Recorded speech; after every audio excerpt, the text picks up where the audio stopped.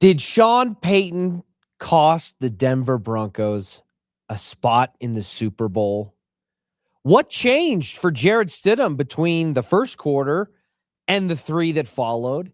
And now that we've had a night to digest it, Broncos country, does it feel like the New England Patriots stole and won this game? Or did the hometown team simply just give it away? All things to come on today's rundown. Thank you so much for joining us. While you're here, make sure you like and subscribe to our Denver Sports 1043 The Fan YouTube channel. You can find us at Denver Sports 1043 on YouTube, Instagram, and TikTok. If you're watching us on X or Facebook, like, comment, share, subscribe, and turn on those post notifications so you never miss a moment with us. But before you do that, like and subscribe to that YouTube channel. I promise you, you will love what you find.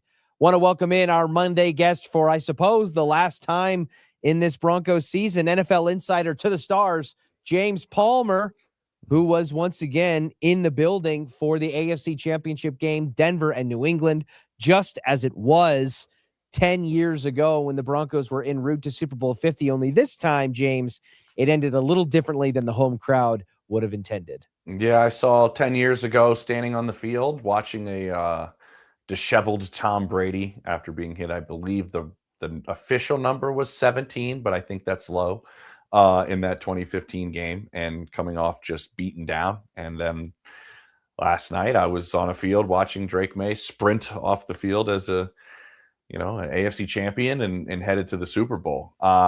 And yeah, I mean, a very different outcome, relatively similar defensive performance from the Broncos. I mean, outside of the turnover on the Jarrett Stidham play, I mean, that led to that touchdown, they didn't do anything really. And we'll get into the decision on the fourth down and all these different things. I mean, two great defensive performances. There were a lot of guys I talked to that were on that 2015 team on the field pregame, but there was a great vibe. And I think there was a great feeling that Jarrett Stidham was going to go out there and play. I think we saw that through the first quarter.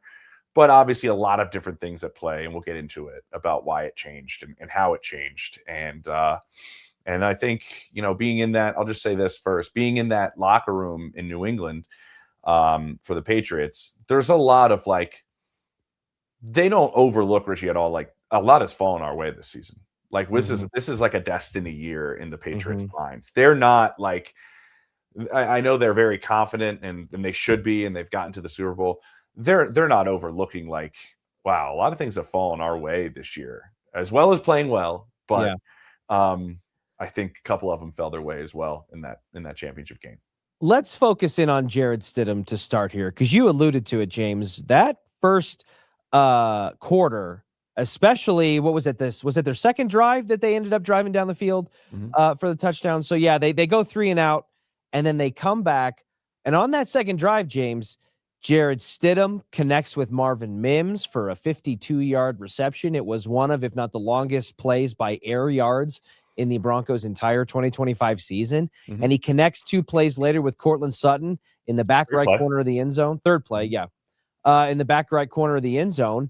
And all of a sudden, the Broncos not only strike first and are up 7-0, but myself and the people who I was watching the game with, we all kind of looked at each other and said, wait a minute. And Sean Payton might have been onto something here when he said, oh, Stiddy's going to be ready. He's going to rip it. Just watch. This is going to be real.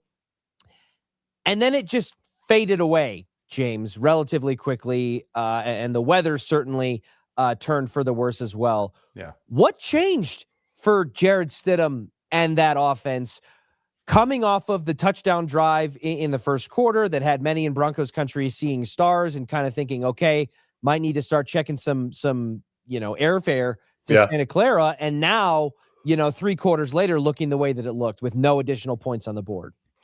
Yeah, I mean, the first and most obvious glaring part is the weather. I mean, that really impacted everything. Everybody I talked to on kind of both teams was like, once New England got the lead and that 9-minute 31-second, I think it was, drive, that changed the course of the game, right? I mean, that was just it only went 65 yards and ended in 3 points.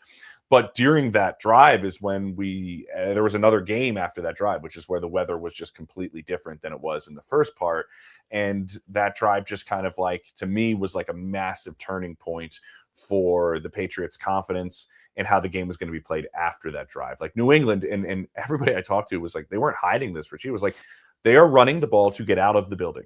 That's what I was told. Like, we are running the ball to have the clock keep going. You saw, like, it was like 18, 19, 17 seconds. Drake Maye is breaking the huddle, and they're snapping the ball at 1 second every time. And it was to bleed the clock and get out of there. They really did think that neither team was going to put points on the board when the weather started getting to that point. And to take you onto that field a little bit, I was on it after the game while the ceremony's going on, and I'm walking at midfield, and I'm like, I don't know which direction the wind is blowing. All these little flakes are like hitting me in the. It was just very.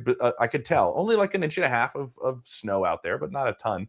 But it was like the wind and all the visibility was part of it. Adam Troutman told me after the game, he was like, "Man, like if you're going towards the south end zone in the south stands."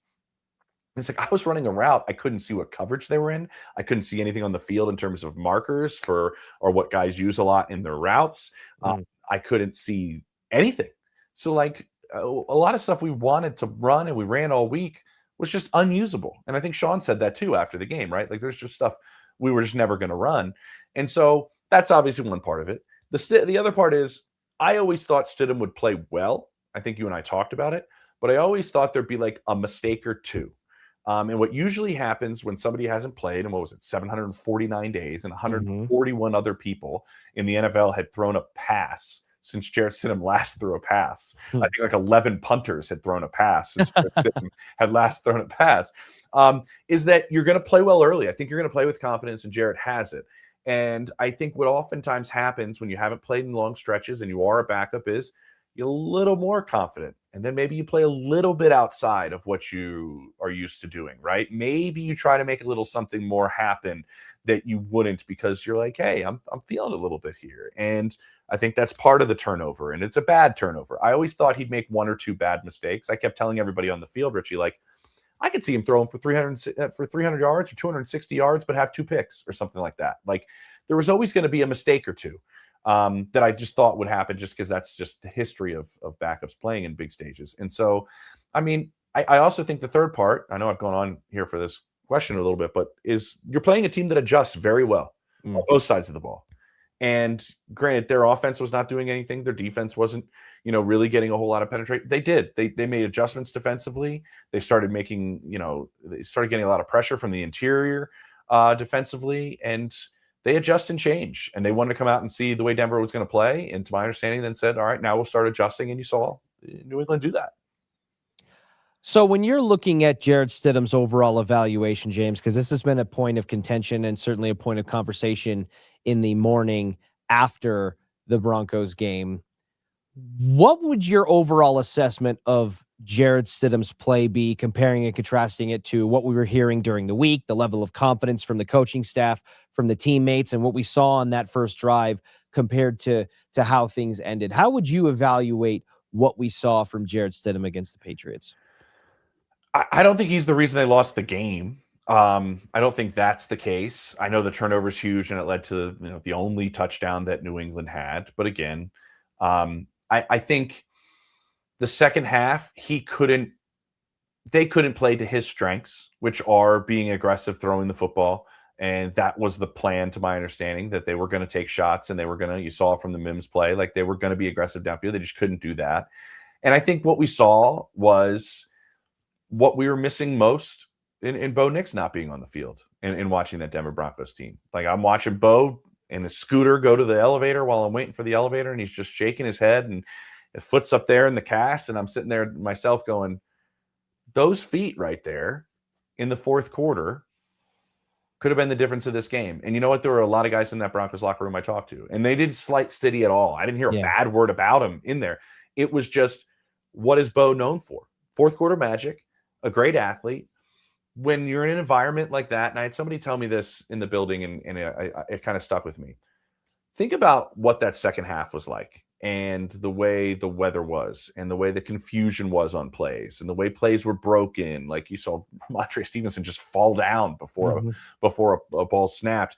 They were like, Bo thrives in that type of stuff, right? Like the athlete and the gamer that Bo is, like that type of second half, I think Bo does thrive in. And that's not a slight to Stiddy. That's just an extra trait that Bo has.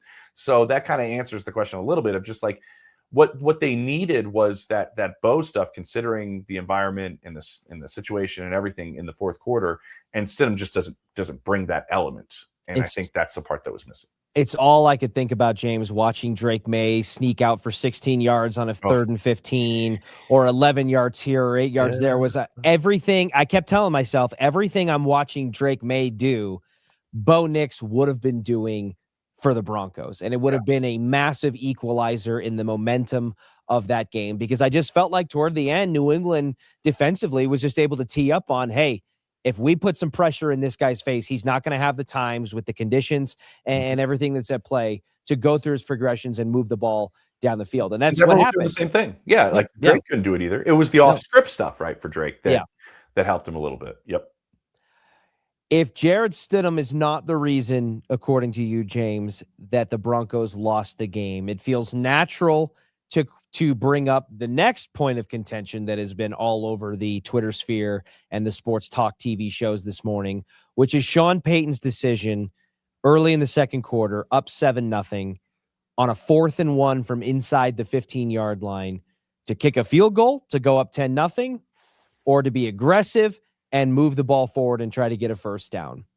Sean Payton told us prior to the game against the Bills that introspectively, I might add, that I can't be overly analytical. I can't be paralyzed by overanalysis. I can't coach or call a game afraid, and I'm not going to do that. I'm going to be aggressive the way that he hearkened back to he used to be early in his play calling days.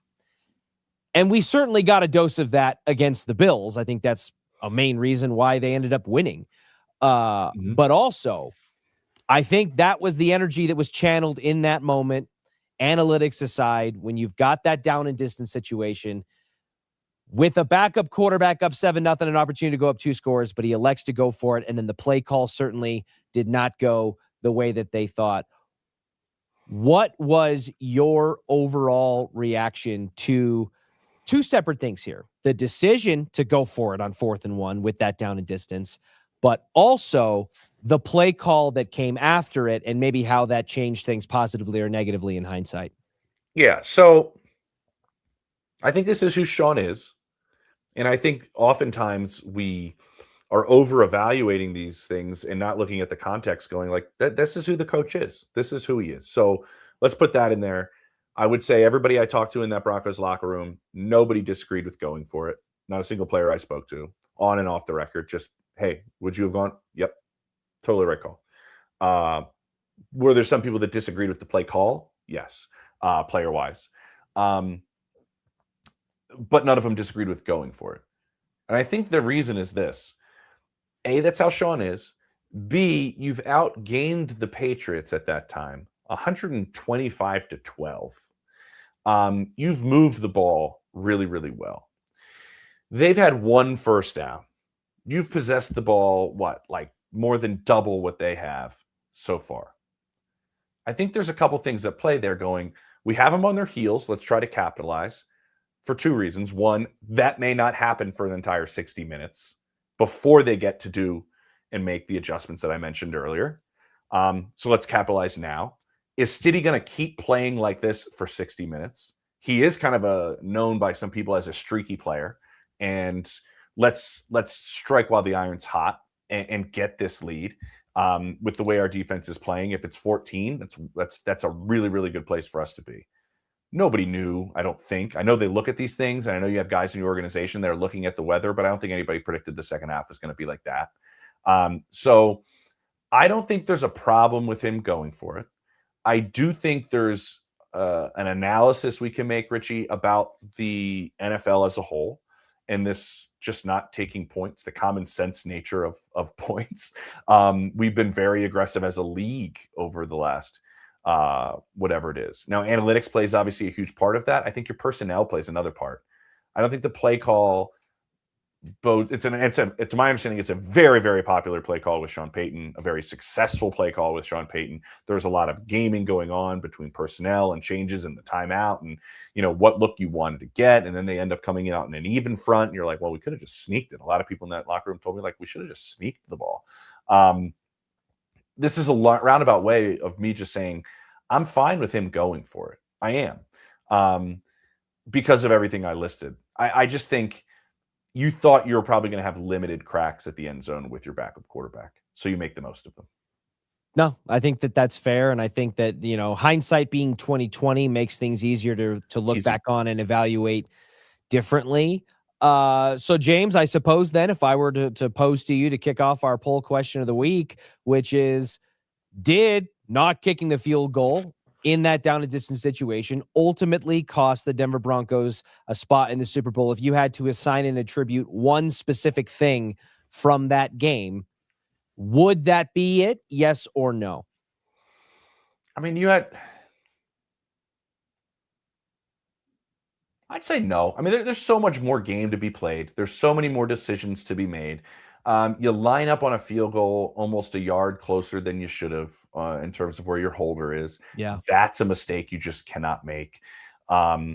There's other things at play here. You know what I mean? And so, no, I'm not opposed to it by any means, because at the same time, you also thought you were probably going to get decent field position with the way that the Patriots offense was playing, with getting the football back relatively quickly. And so, no, I don't think it ultimately cost them the game. Would be my final answer. Is that the way I say it for Works these for poll me. questions? That's my Works final for answer. me. I understand the notion of you know, you look back in hindsight and clearly the Broncos never scored again after that opportunity that they gave up. They had a couple of missed kicks, one blocked, one missed. Yep. And you know, you can look back on it and say, well, there you go. But in reality, that would have tied the game, right? If they had taken that and everything else played out exactly as it would have, which you can't predict with the butterfly effect, it would have been a 10-10 game. And there's nothing to say that New England's strategy of just running the ball to kill the clock Right. wouldn't have changed, and they could have kicked a field goal to win 13-10, or you go to overtime and something happens, or another turnover of an unfortunate circumstance. You're exactly right. I'm glad you said that. How about this? How about have an explosive run in the postseason? Do you know how many they had? Zero explosive runs in the entire postseason. You averaged 3.2 yards a carry running the football in the postseason. You didn't have a rushing touchdown in the postseason.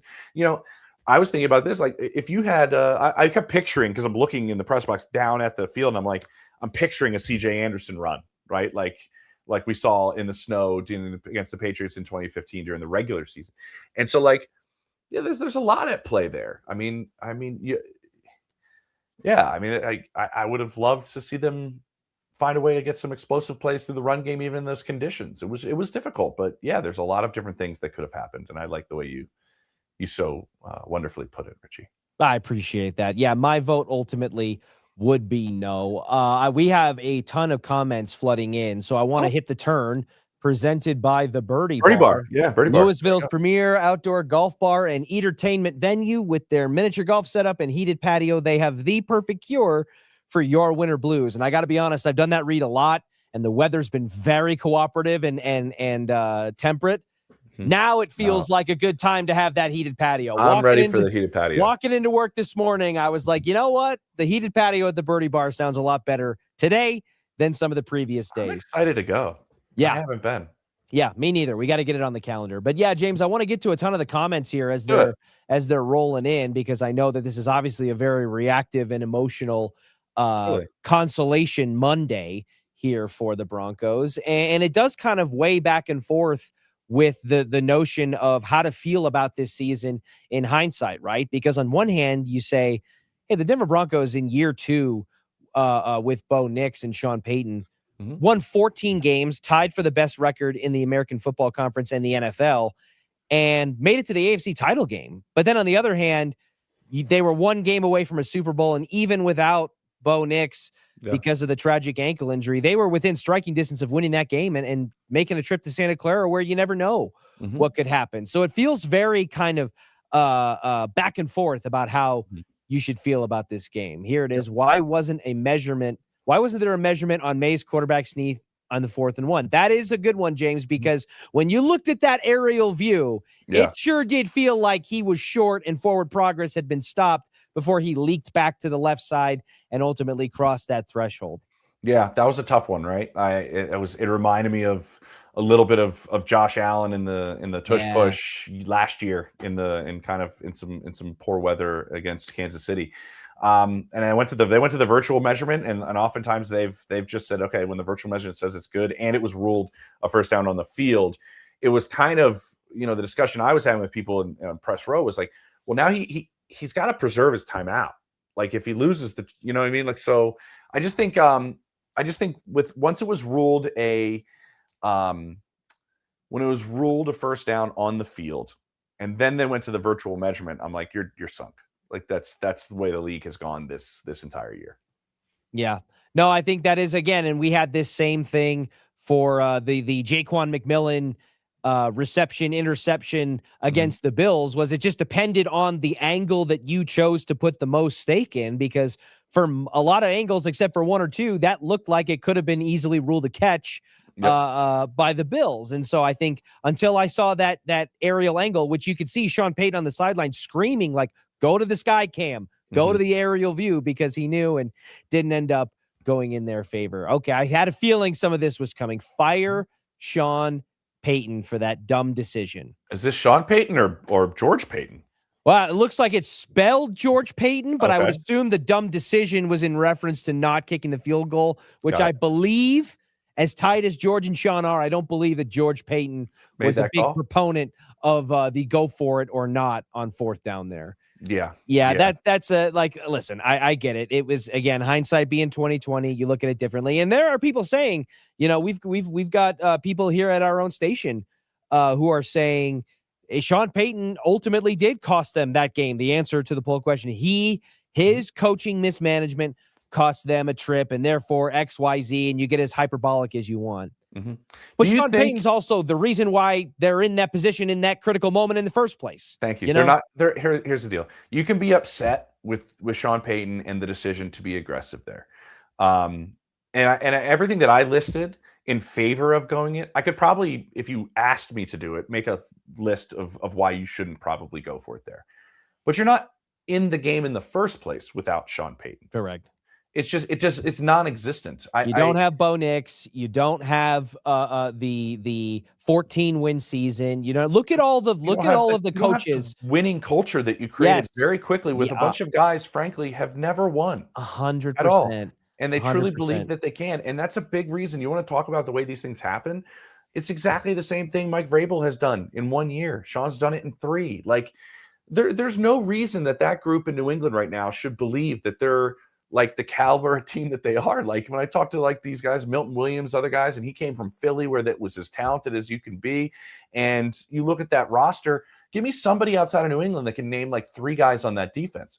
Right. That defense plays outstanding together. They're really well coached, and they have a lot of belief in the culture that Mike Vrabel has built, that they're going to be in every game. And when push comes to shove, they're going to find a way to win. Sean has done the exact same thing. That's why these head coaches are paid what they're paid. It's why Sean is paid what he's paid, because he's created a culture and schemed an offense that I think we can say, like at the skill positions, and we've talked about it, is probably a lot of young players that are still up and coming. And you got Cortland, who's pretty reliable. Evan Ingram, that situation probably didn't play out the way they wanted it to. I think Sean's made a lot work with this offense that still has some relative holes to it. We had the expansive conversation, James, a number of months ago, asking who was most responsible for this turnaround, this miraculous turnaround here in Denver. And pretty unequivocally, the answer from all of us was Sean Payton. And you tip your cap to ownership, who, without the Walton Penner ownership group and all the benefits that they have bestowed upon Broncos country, some of that stuff doesn't happen.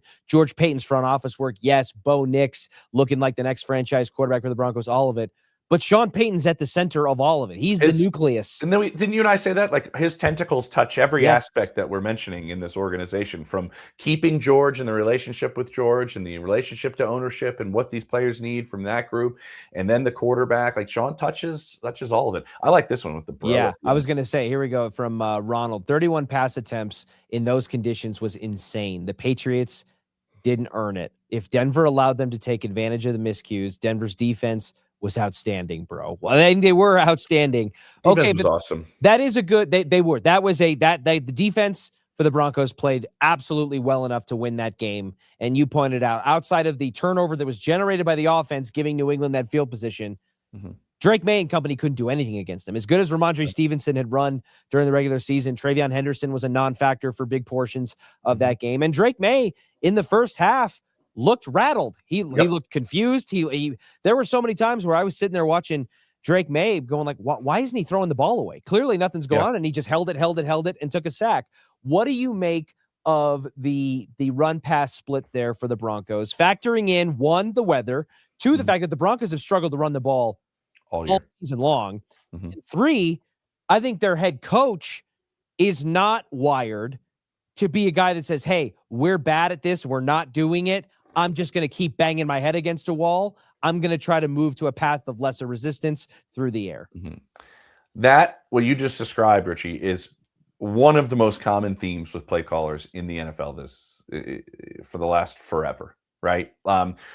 Running the football a ton, and even when it's not successful, and sticking with it is one of the hardest things for play callers to do. It's boring. Fans get frustrated. They don't understand why you're not gaining yards. It's hard in the nuances of the game to understand that you're running the ball the way you are in the first quarter with no success, and you're banking on it benefiting you in the fourth quarter.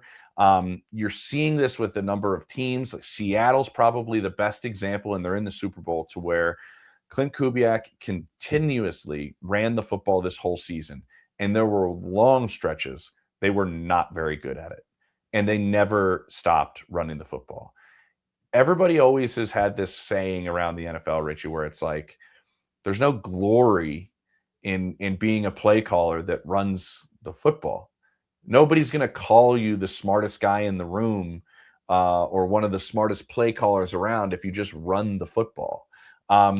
It's just a thing that goes around this league. And Andy Reid's been a victim of it for long stretches of his career where he doesn't run the ball. And it's difficult to stay consistent to it. It really is. And so we shouldn't be shocked, honestly, because this is kind of the way that they've done it throughout the course of the season. I would like to, if they're not going to run it, have some other aspects of the pass game that are essentially part of the run game, and have that work into your favor as well. But you're right. I knew they were going to go with the mentality that Stidham was going to sling it because they were playing with house money a little bit with a backup quarterback. But you're also missing your starting running back. It's your wide receiver 2 and 3. Yeah, I mean, there's a lot to it. Got a couple more here for you, starting with this one. Wait till we get Bo in his third year and some free agent money will be good. With no Bo, we would have gotten spanked in the Super Bowl. It does feel like, James, whichever team was coming out of the AFC was going to be running up against a little bit of a buzzsaw from either team coming out of the NFC. Yeah. The Rams and Seahawks game in the NFC Championship game felt like a Super Bowl type of matchup to me. And the way that Sam Darnold is continuing to play, which, by the way, how about Sam Darnold being the first 2018 QB to reach a Super Bowl? Wild, right? Not Baker Mayfield, the number 1 overall pick, not Josh Allen, not Lamar Jackson, but Sam Darnold on his, fourth team now at this point? Something like that? Fifth team?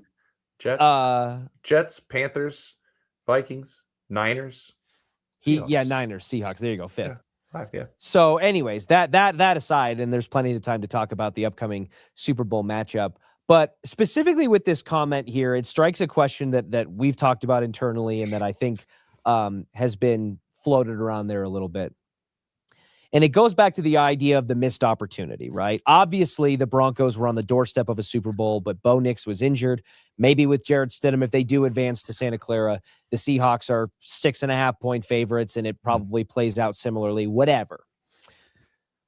But it brings up that opportunity and that window that we always talk about in the NFL. And the Broncos kind of, even if they might be, quote unquote, ahead of schedule for where many thought they would be, they've seemingly this season thrust open a championship window. And you factor in the length of that window is usually centered around a quarterback on a rookie contract because of the financial mobility and flexibility that you have there. How much pressure, with the fact that the Broncos were just on the doorstep here and with everything the way it happened with Bo and having to turn to Jarrett, how much pressure is on the Denver Broncos now to maintain and exceed what we just saw in 2025 for the next handful of seasons, if not the foreseeable future, despite the fact that the game board shakes up every single year, and they may not have a clearer path than what they just experienced, being the number one overall seed and the advantages that they broke with the teams that didn't make the postseason, et cetera, et cetera. Yeah. First off, do you think you're going to have the exact same amount of success in these fourth quarters and in these come from behind situations? It all levels out. Just ask Kansas City. Just ask Kansas City, right? It all goes this way, and their pendulum swung faster and harder than I've ever seen one go in the opposite direction.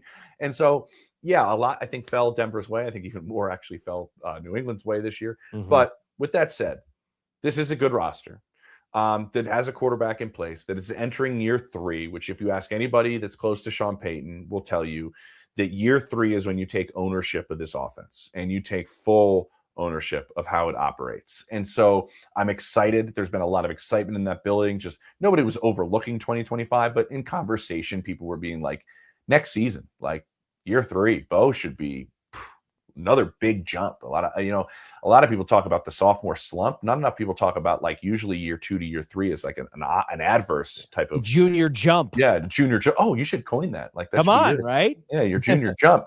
And then you have to continuously draft well. Like you have to. The Chiefs have hit that wall in a sense, and you've seen it affect their roster. You've seen that affect the Bills roster over the last couple of seasons, to where you don't pick in the middle rounds and get solid starter players. I think that's the superpower of George Payton, and I think he sees it in a very similar manner in which Sean Payton wants it, and George can pick players. I think he can evaluate talent. That's the first part. You need to keep doing that. 2, I would go look to. Can we get another pass catcher? Can you find somebody else to get into the mix here? Because I do think there's an advantage that you're not paying your number 1 Cortland Sutton number 1 money. That's a good point at all. And so, can you find a way to make this group around Bo a little bit maybe more experienced? Because I think that's the part that we're looking at. Like I think they're in a difficult spot where they're going, all right, do we keep banking on Troy Franklin and Pat Bryant, and these guys are going to continue to ascend and become star players, or do we bring one in to go take away some of their snaps, but we know that player's established and we're going to pay for it? I do think they are in a spot to where you got to reload a little bit too. Like I don't know if Mike McGlinchey at his age is going to play as well as he did this past year. He played great this year, by the way. Mike had a really good year.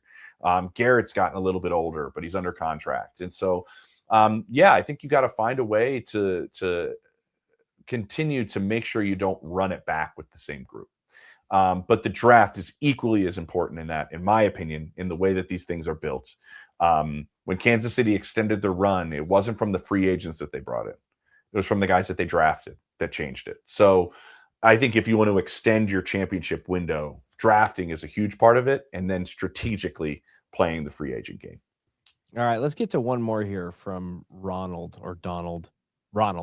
If I'm Denver, Love or Fletcher should be heavily considered, in my opinion. Is that, we're talking running backs, right? Is that maybe Jeremiah Love? Or yeah, maybe Ronald can add some context. You can't even get Ronald's name right. I mean, well, it's listen, the screen is a little far away for me, even with my 2020 vision. Oh, I like that you gave yourself a little pat on the 2020 vision. You're right. But yes, Ronald. I should just look at the big R right there in the corner. There it is.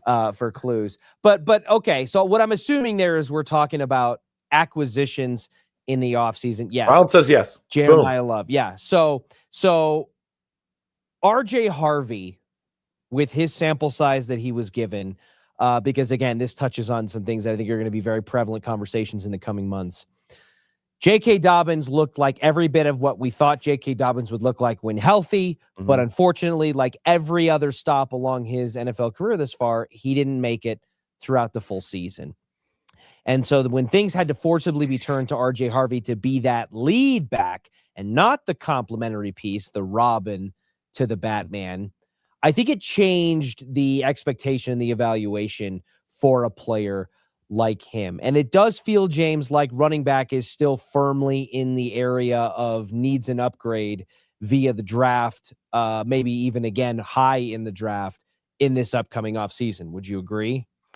Yeah, I'd be fascinated. I mean, we're not in the room, right? So I don't know what their evaluation of RJ's season is. I mean, 12 scrimmage touchdowns is pretty damn good. It's true. I mean, I think it's like Alvin Kamara, Gale Sayers is like the only That is three correct. that have ever kind of done that. And so, I just did a whole rookie running back breakdown with my buddy Maurice Jones-Drew the other day, where we broke down like 5 guys. Or 6 guys. And we did Genty and we did Hampton and we did Judkins and Henderson and Cam Scatteraboo and all these guys. And, talking to a guy who's been a dominant running back in this league, he's like, there's depending on your system, there is a lot to learn your rookie year. Like Travion Henderson was an outstanding pass protector coming out of Ohio State, just like maybe one of the best ones we've seen in recent memory. He couldn't figure out the way New England does it the first quarter of the season. So big adjustment on something that he's already good at and couldn't really figure it out. I'm fascinated to see what RJ will be in year 2. I do think you're seeing these teams in the league have success that have a 2-back type of format to them. Whether that's you have Ramonde and Travion, you have Zach Charbonnet and Kenneth Walker. Yeah. You had these backfields that have kind of like a thunder and lightning type of vibe to it. We saw that from Detroit a bunch with Sonic and Knuckles for a stretch. The Rams, the Rams have they run 2 backs, and Carolina runs 2 backs, and a lot of these teams now you can get those backs in a variety of ways, right? Like you can acquire them, but I do think they needed to find a way, and it's probably not the way they wanted the rookie season to go. You're hoping that he's a continuous complement to J.K. Dobbins, but I'd be fascinated because I do think, just from some conversations, there's a higher level of confidence and thought process on RJ Harvey's ability inside that building than probably Broncos fan base, I think. Well, in theory, they should be those inside the walls of Broncos Park, powered by Common Spirit, should have the best eyes and evaluation on a particular player. But I agree with you, James. I think it's going to be fascinating to see how this offseason. It's a big offseason. It really is. And we'll be talking about it a bunch. I think the volume has been turned all the way up, and I'm curious to see how Sean Payton, George Payton, and the organization kind of respond in kind to the bumpy way that their season ended. James, thank you so much for your time. Appreciate you checking in with us every single week. We've got you for a couple more weeks here leading up to the Super Bowl in Santa Clara, which there's going to be coaching carousel news and all kinds of fun stuff. At least the Broncos aren't part of that. I mean, you're not the Browns right now. Yeah, but we could have some assistance maybe, you know what I mean? Like between Vance Joseph, Davis Webb, getting some interview with the Raiders and the Bills, obviously, with his ties there. So plenty to check in with you on again in the coming weeks, and we will do so exactly 1 week from today. All right, sounds good, buddy. Thanks, man. To the rest of you out there, have a wonderful rest of your consolation Monday afternoon following Championship Sunday. We will be watching the Super Bowl in Santa Clara without our Denver Broncos in it, but that doesn't mean that there isn't plenty going on here in the local sports landscape, from the Avs and the Nuggets to everything continuing to roll on in the college football world with the Buffs as they continue in year 4 with Coach Prime to try to make something happen in the Big 12. And we will be here to chronicle it all with you at Denver Sports 104.3 The Fan and online at denversports.com. Like and subscribe to that Denver Sports 104.3 The Fan YouTube channel, and we will catch you tomorrow at noon for the next rundown.